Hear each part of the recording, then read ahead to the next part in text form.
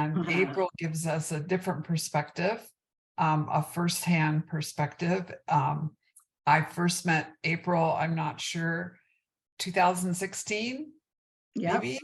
Yep. Okay, 2016. And I have had the incredible honor of being able to baptize April when she was at Perryville and marrying her just a few months ago. So when she was out. So I am happy to introduce to you April Mooney. She is, as she told you, she is on our board of directors, and she has great insight, and she's a lot of fun. So April, thank you for being with us. You kind of stole a little bit of my thunder there on the whole. Sorry. So it's great to virtually meet you all. Susan, I just have to comment that I feel that you have given the most accurate description of what life could be like from any outsider that I've actually heard as part of these engagements. So well done, and thank you for that. Thank you.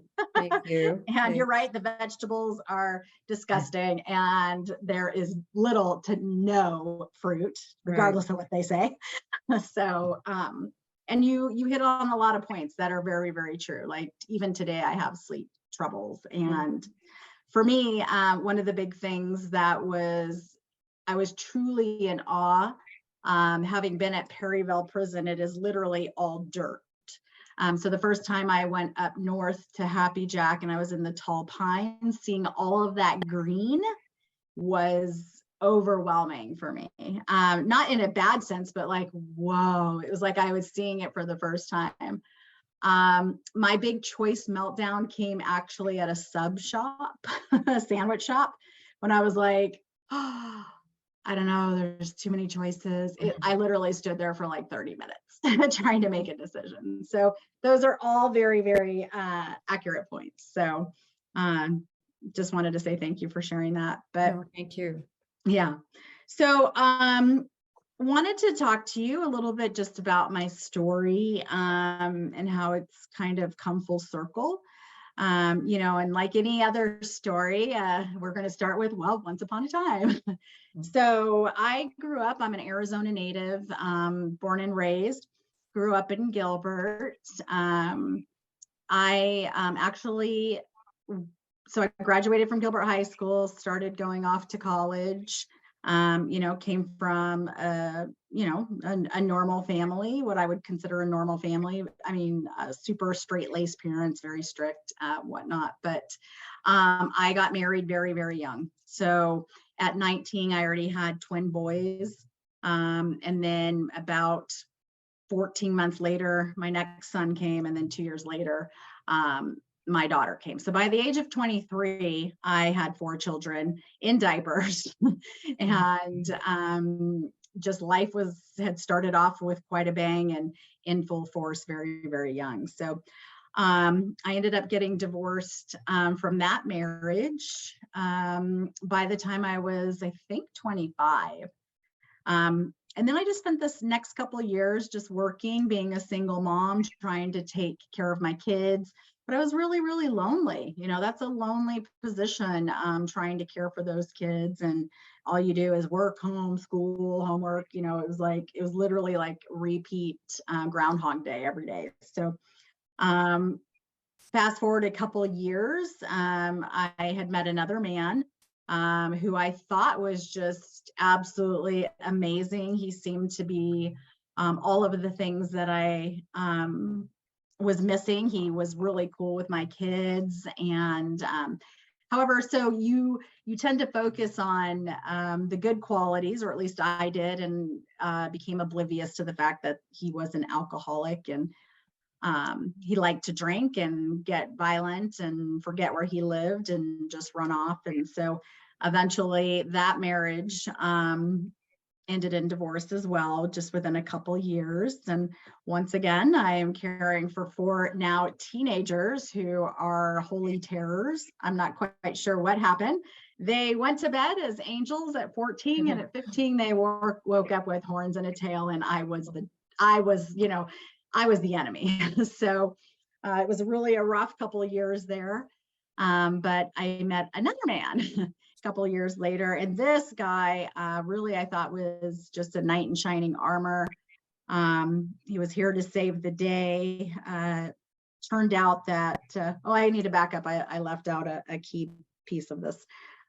So my dad, who happened to be probably the most stable man in my kids' lives, and was always like my go-to person, but he was also very opinionated and, April, you should do it this way, this way, this way. But he was always like my source of strength and the person I could always count on. Well, as I was going through my divorce from Rich, who was the alcoholic, my dad got cancer. And he passed away like within 2 months. So it got in his lymphatic system. And so I lost my center. I was getting divorced. So now both men in my life are gone, but my children also had lost the person that was the male role figure in their life. And that's when they really became holy terrors. But fast forward again, another year or two, met another gentleman. If you see a pattern here, let me know. His name was Lance. I thought he was literally my knight in shining armor, but he was an epic con man. He put on a great front for about 9 to 12 months, like just being this go-to guy. I thought he was self-employed and owned his own business and this and that. Well, he just was a con man and conning elderly people out of money and saying that he was going to do this HVAC work. And little beknownst to me, I didn't know all this. Well, during this time, I was trying to juggle working full time, having a house, my teenagers, which I was not getting any help from their father. And so I was just really tired all the time. Well, for those of you that have any experience with drug addiction or, anybody has, it's a really slippery slope. And what starts out as just a crutch to get you by now becomes a necessary evil in your life, where it got to the point where I just was not able to get out of bed or function without any type of drug addiction. I continued to work and take care of my kids and make sure dinner was on the table all the time, but that was a fix that I had to have every single day just to function. So I was no longer even getting high. I was just needing it to function, because the withdrawal is just so detrimental. You want to avoid that at any cost. And so with that being said, I'm happy to talk about any things, as it relates to drug addiction and the effects that it can have on some of your potential mentees and what to look for. But we can come back to that. So now I am fully stuck with this guy, Lance, and I had a really good job, actually. I worked for a company in accounting and had worked there for 10 years. And the drug addiction and the guy, it basically led me down a really dark path, and you start doing things that are out of character just to maintain your drug addiction. And that is eventually what led me to prison. So I found myself with a 5-year prison sentence. I lost, my children were all older at this point, but I lost the house and everything that I had legitimately worked for. And I'd lost my dad, and I didn't have a whole lot of other family. And then my 4 children stopped talking to me, and went through the court process. And 3 days after I had arrived at Perryville prison, I lost my mom. So one of the things that happens when you get sentenced from county to prison is that you go into a sortie type facility. They call it RNA.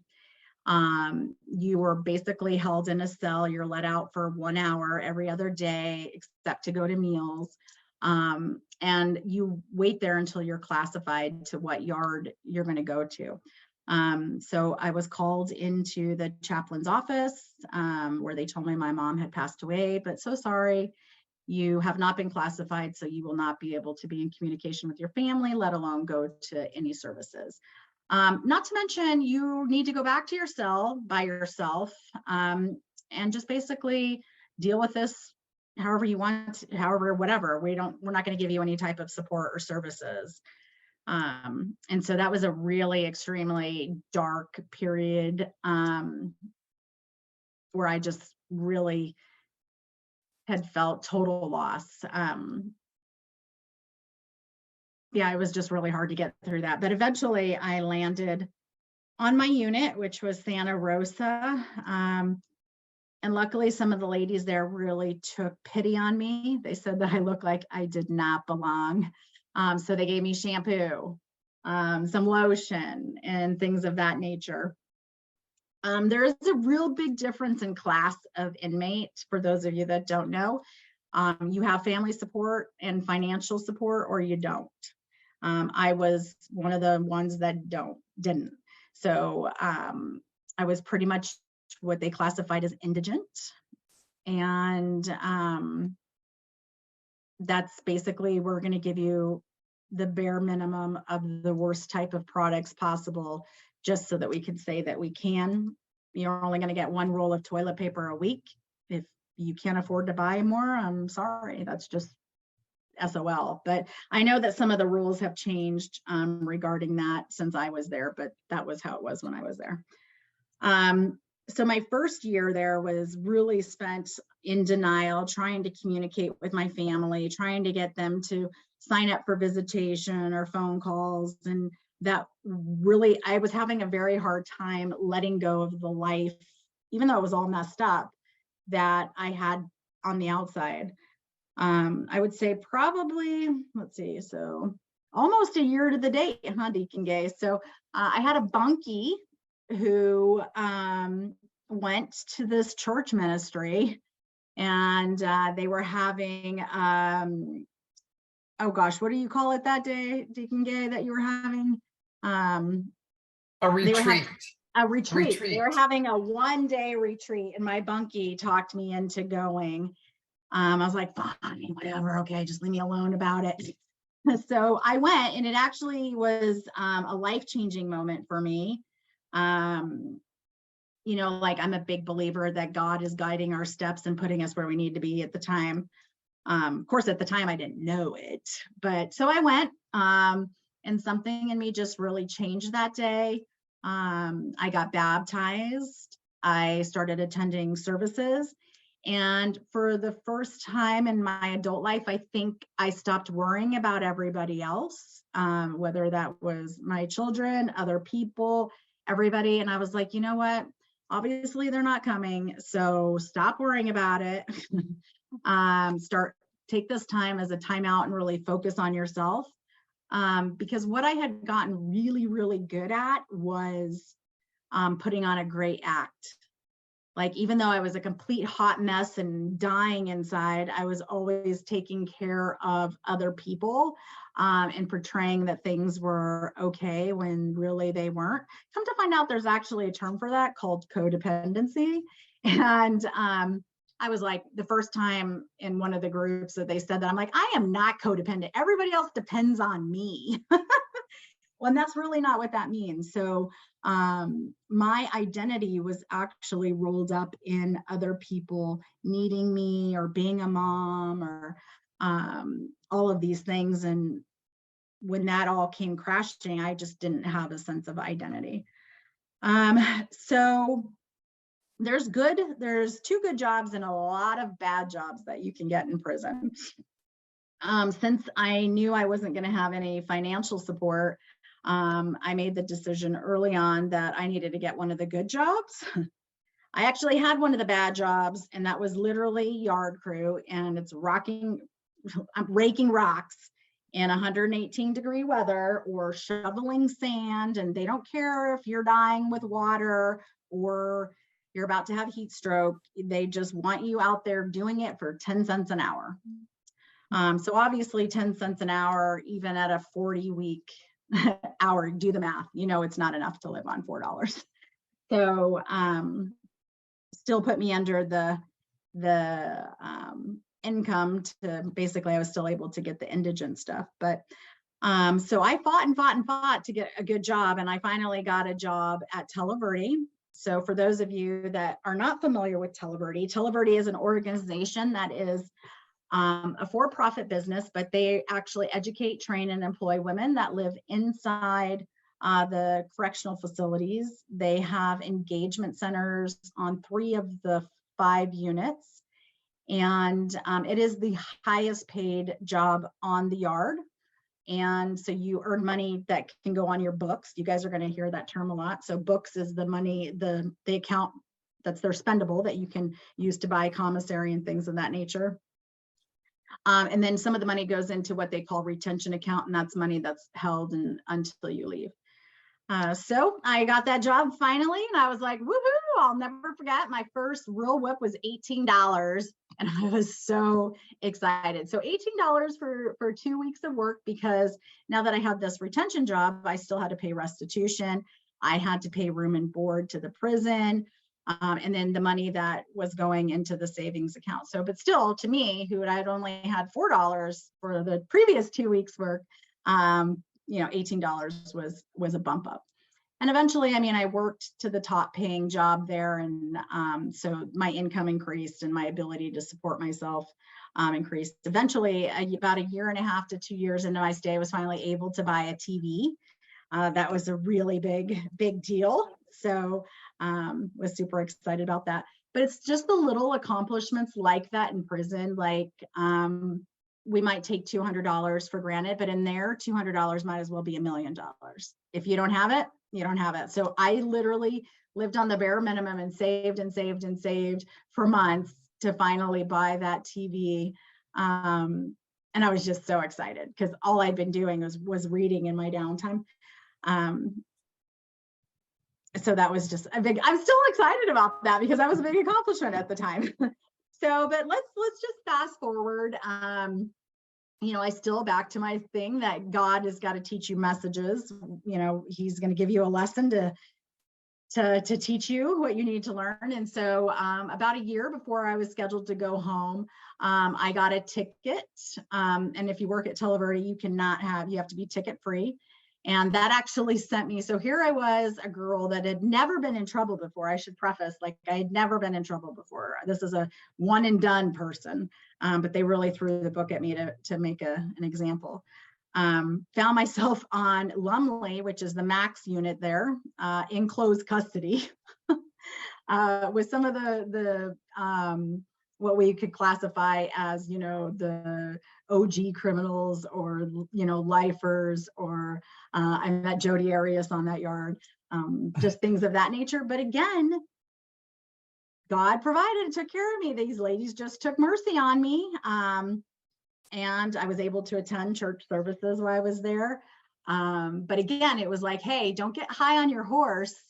Because if you do, you start getting too big for your britches. I'm going to remind you of what it's like to have nothing again. And that's literally what happened. So I was stripped of everything, my job, my income, had to write it out for 6 months on that unit, which I did. And, was able to finally make my way back to a lower working yard, which is, where I would continue to work for Televerdi. So, and of course, there's lots of things that go on during this process. But like I had mentioned, I had been a stress ball forever, taking care of, so young, having all this responsibility with children and work and things of that nature.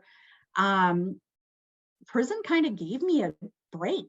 Like, I hate to say it like that, but I didn't have to make choices. I didn't have to make sure 4 people were fed. I just had to show up at the mess hall at 5 o'clock, and I didn't have to decide what I was going to eat because there was no choice.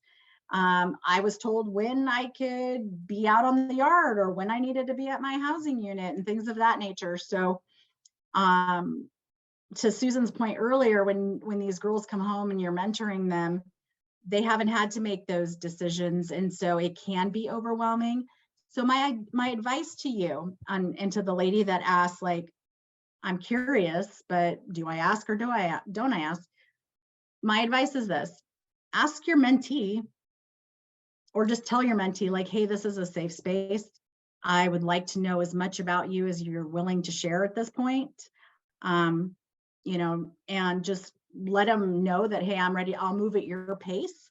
You're not going to freak me out. Obviously, I know that you are here not because you've been an angel, and this is a judgment-free place. And, I think that the more that they trust you and feel comfortable with you, the more that they will share with you. So that's my advice on how to handle that situation. But don't freak out if, like, all of a sudden they don't return your call immediately or respond, because having somebody like come at them and with all these things, it might be just like overwhelming for them. Even now, I've been home for 3 years. My husband knows that I get to a point where our people just get to be too much for me, and I need to just go veg out with Netflix, and to leave me alone. So, but here's an interesting thing. So I want you guys, if you guys ask yourselves, like, am I really going to make a difference? So you should also know that I actually transitioned home and went to Bridges Reentry to the house, spent time there. And that really gave me a safe place to reunite with my children, because my children still never came to see me. Well, my daughter, she came 2 times, but it was just too much for her. So be able to reunite with my children at a safe distance. It also allowed me, because I was living so far away from them, to set healthy boundaries. A lot of these women are probably going to struggle with boundaries. So just be aware of that. And then, slowly life progressed. Moved back to the east side of town, which is where my children live. I continue to work for Televerdi today. I am actually about to get promoted. So currently I am the director of strategic accounts here, so sales, and I'll be moving into like a vice president position here in the near future. I have done very, very well by working extremely hard. And I wouldn't have been able to do that if I didn't have people like you supporting me, that I could reach out to, would throw me a lifeline, or just were, being in my corner and having somebody. I mean, even though I'm on the board of directors now, which is an interesting role, because I feel like I bring a different perspective to the table, not to mention that I protect the ladies on the board of directors so they don't get bamboozled by the residents. But True. yeah, there's no 2 inmates that are the same. So, I look at you guys, and Betsy, you could have a totally different experience from Catherine. And because everybody's life has molded them in different ways. They have different traumas, they have different experiences. But if you guys can stick it through with them, and I'm not going to lie, it's probably going to feel like you're dealing with bratty teenagers from time to time.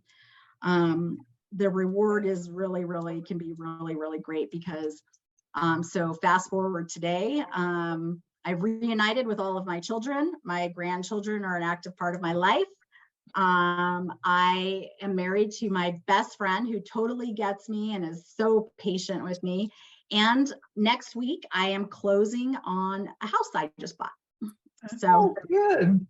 I know that's a surprise for the board ladies. So a little crazy. I'm going a little crazy, but I know that was like a lifetime trying to get it in so many times. But honestly, I'm an open book, and don't be shy to ask me any questions, because one of the things I have said I am willing to give of myself is just ask. Like, if you're curious about something in prison, ask me. If you want to know something about something that a person could be experiencing when they're home, just like ask me. Like, don't assume that these women are the orange is the new black. And just, I guess, ask. So anyway, so that's a little bit about me. So there is definitely success after loss and trauma and all of that. And what you're doing does matter.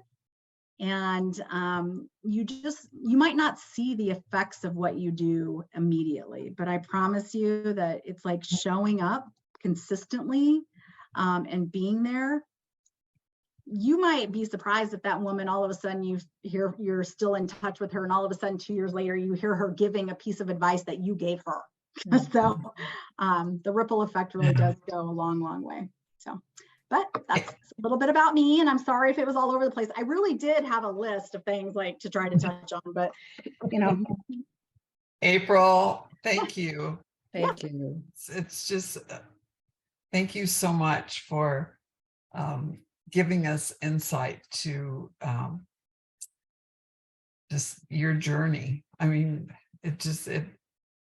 if I'd heard it for the first time, it'd probably bring tears to my eyes, but I've heard it before in different ways. So every time I learn a little bit more, but thank you so much for just your vulnerability and your willingness to talk to people. So I'm going to open it up, see if I think we have time for some questions, if anyone has some questions for April or for Susan. You should have lots of questions. Okay, this is Nancy. So I have a question because I was kind of surprised when you said when you lost your Televerde job and then you got it back. I kind of had this feeling when I look at, because you see some of the things and people have all these, I don't even know, tickets or whatever, that how you can work your way out of that is, I mean, I'm surprised because it seemed to me like, they kind of write you off when you've got. Sure. So no, Televerde is a second chance employer, and that means second chances in prison too.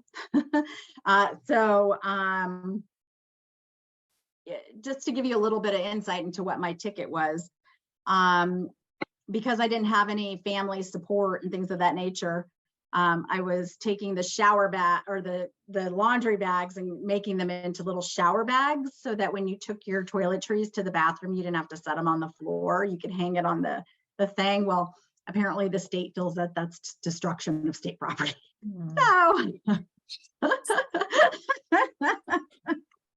So in Televerde's eyes, even though the state classified it as a major violation and I couldn't work for 6 months, Televerde didn't feel quite so strongly about it. And even though I had to start back at the bottom of the pay scale with Televerde, yes, I was able to get my job back and continue to work for them, which I do today. So, and you could work your way out of Lumley. I mean, that's the thing. I'm like, I just kind of keep feeling, from what I hear, it just seems like the situation's so bad that they keep you down, but obviously not. They do. No, that is true. Like, and if you just do not have the tenacity or the drive, like if you've just been beaten down and beaten down and beaten down, probably a good chance you're not going to fight the system. But I was within the last year of my exit. And so, I mean, I fought the system all the way down to complex. So I knew I had to write out the 6 months, but I petitioned for an override because my initial classification was low custody, low maintenance, but the ticket pushed me up so much that I needed to move across the street into a higher custody situation. So basically, that ticket had me in the same classification point wise as someone who had literally like stabbed somebody or beat somebody up or had prison contraband. So, I just wasn't willing to give up. But there are women in there that have a really rough time. And sometimes they get a bad name for themselves. Since I had been such low maintenance the whole time before, when I fought it at complex, they just said, okay, she hasn't been a problem. Let's just, whatever, let's give her a second chance. But funny story about that too, Nancy, is so I was in an override position. That means they're going to allow me to move back down to minimum custody, even though I have a 2-3 score. That's how they classify you. So they're basically saying, okay, well, we know that your points are higher, but we're gonna let you move back down. And when they updated their systems, you needed to recheck the box. So then I found myself being moved again, 6 months to the gate, to cruise. But I have to really say that God played another role in here, because it was that trip to cruise that put me on the path that I am on with Televerde today. So sometimes, setbacks are really just a springboard for success. But you got to get into that mindset, because it surely didn't feel like the mindset when it happened. But when I look back, I was like, oh yeah, that was a pivotal moment. Thank you. Yeah, of course. I don't know like what custody class your mentees will be coming from, if they're minimum, if they're medium. You know, some of the yards there's violence, right? Women can either get picked on, or they could be troublemakers themselves, or you know, and those type of environments condition you. So if you get a woman who seems a little bit reserved, there might be a reason. Just continue to show up. And I think that will take care of itself. Like, they're probably not used to having people actually do what they say they're going to do. Do we have any more questions? Yeah, Barb. So I'm interested in, I guess Televerde has work in the prison, and then do they have like buildings outside the prison that you're working at now? And what kind of business is that, and what kind of jobs?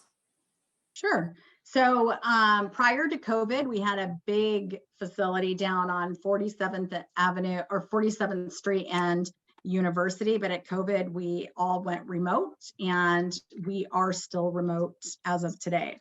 Personally, I want to stay remote because I tend to focus better when I'm in a quiet environment, but we'll be going back to the office for some individuals that just need that type of setting to be better productive. So all of the positions that are available at Televerde Corporate are also, except for executive leadership, can be done inside as well. So I'm in a sales position, but Televerde is a sales and marketing company. So we support some of the biggest brands in the world, like SAP, Microsoft, Oracle. So our agents are trained in having business conversations with sales and marketing leaders, and we help them go identify new business. But any position that can be done within that environment can also be done by an inmate. So we have inmates that are Salesforce CRM certified. One of my friends, Brooke Schaefer, she spent 10 years in prison, and she came home, worked for Televerde. She now works for Cisco, making 6 figures in a really good job. So, but we have BI, we have project coordination. You can get project management certified. Gosh, there's a number of jobs that you can have. But so if you started your career on the inside, you have the opportunity to transition home to Televerde Corporate, or to possibly, we do have partnerships with some of the clients that we support internally, where they will hire their top performers externally. April, about what percentage of the women in Perryville have the opportunity to work at Televerde and get that kind of training and background? Yeah, so something really interesting that's happened this last year. So Televerde, there's 2 parts of Televerde. Televerde, the for-profit business, and now there is Televerde Foundation. So Televerde recognized that we were allowing these women to have these jobs, and some women were coming home with these really big savings accounts. But like, what really changed things is one woman came home and blew her entire retention on a sports car. So that's when they're like, oh, okay, we cannot just teach these women business skills and how to make money. We have to teach them life skills. So they go through what is called PASS. It's a program that's a life readiness skill. It teaches money management, life skills, how to manage a budget, how to apply for jobs, how to do interviews, how to rent an apartment, how to just basically manage your life. So originally that was only open to Televerde, but now we actually have a facility on site on Pedro, and anybody in the prison has the opportunity to go through the PASS program, and it's a 6 months life readiness program. But as far as the women that work at Televerde, let's see, we have 3 engagement centers. I would say it's a couple hundred women that actually are employed at the facility by Televerde, and about 50% of them come to work for corporate upon their release. So Betsy, we're talking at Perryville, we're talking about right now a little less than 4,000 inmates, but figure it at 4,000. So it's a small percentage. And I should add one thing, Deacon Gay. So you also have to, and this is a DOC requirement, you have to have less than 10 years. You can't have a crime of notoriety, and well, you have to be ticket free. And let me think, what is some of the other weird DOC requirements that you have to have? Oh, you have to have a GED, but you can get the GED there too. So, but we also have facilities, 2 facilities in Indiana. So one in Rockville and one in Madison, and then one in Florida as well. What is a crime of notoriety? Like something where you have been, like, let's just say you were a Bonnie and Clyde.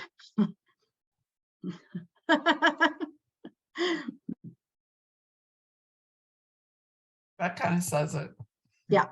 High profile case. A high profile, really Yeah. heinous case Mhm. type of thing, because we also need to protect our clients and their brand and their image in, the world. So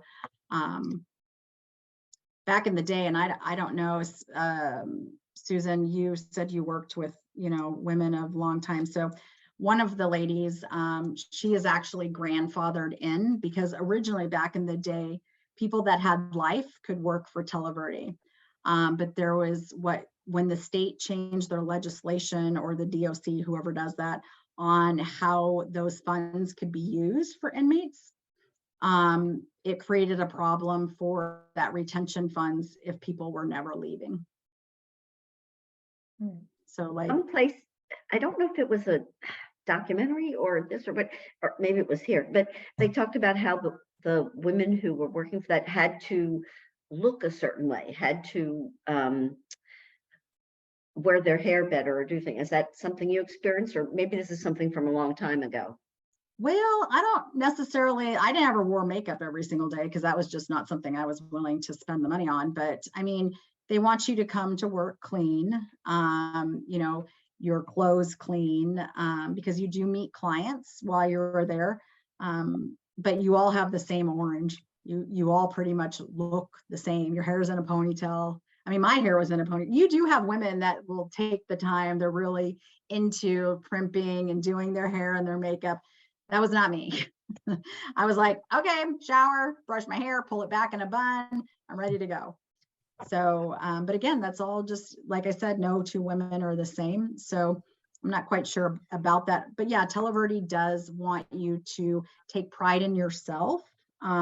They do say on the units that the Televerde women carry themselves a little bit differently. And I think that's because these women that have felt like they never had self-worth before have found some. They're good at something. They take pride in their work, and they carry themselves differently because of it. Maybe this was an older thing or something. I can't remember where I saw it, but so yeah, that's a different kind of perspective on it. Thank you. Yeah, you're welcome. Well, think about it. Up until a couple of years ago, being a felon was really taboo. Like, you didn't talk about it. Yeah. But now 1 in 3 Americans, by some degree, has been impacted by incarceration, whether it's somebody if you're volunteering at church, like how you guys are. So it's more mainstream nowadays. And especially with this crazy labor pool, nobody wants to work, which I don't understand that, because it's like, how are you paying your bills? It's like you have a ready and willing pool of people that want to go to work every single day, and they're hungry. And if you just spend some time teaching them, they'll probably be an extremely loyal employee. But it's changing minds and hearts everywhere, one at a time.